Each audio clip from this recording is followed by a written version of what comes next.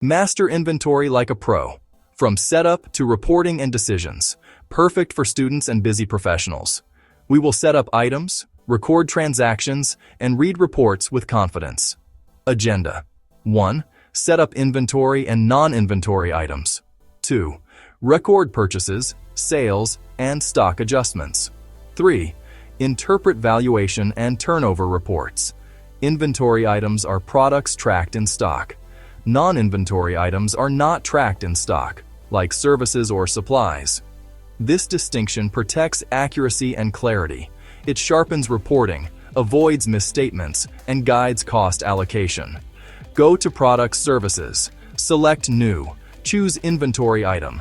Enter name, SKU, and sales info. Add purchase info and initial quantity. Link the inventory asset account.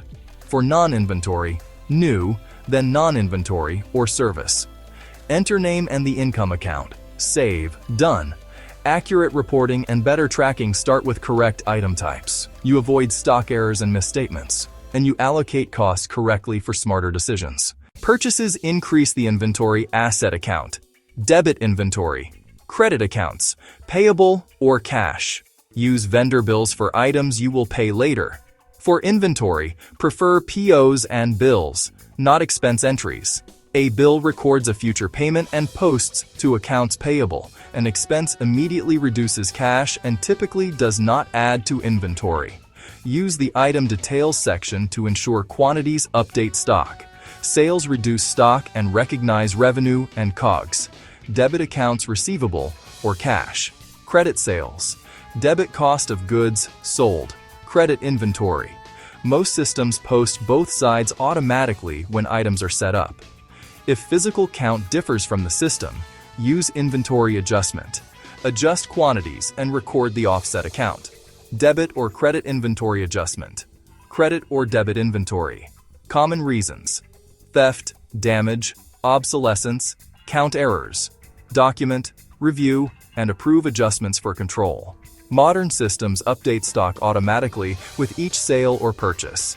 Set reorder points to trigger alerts before you run out. This prevents stockouts and lost sales. Then convert alerts into purchase orders efficiently. The inventory valuation report shows quantity on hand, unit cost, and value. It supports balance sheet accuracy. Review by item to spot cost spikes or shrinkage. Inventory turnover equals COGS divided by average inventory. High turnover means fast sales and efficient inventory. Low turnover signals overstocking or slow movers. Use the ratio to tune pricing, promotions, and reorder levels. Valuation reports guide pricing and margin targets. Optimize reorder levels to free working capital. Act on slow movers with bundles, markdowns, or discontinuation. The aging report shows how long items sit in stock. Accurate inventory drives correct COGS and gross profit. Key takeaways: set up items correctly. Record purchases, sales, and adjustments with proper entries. Use valuation and turnover reports to drive decisions. Subscribe for more accounting walkthroughs and grab the free checklist below.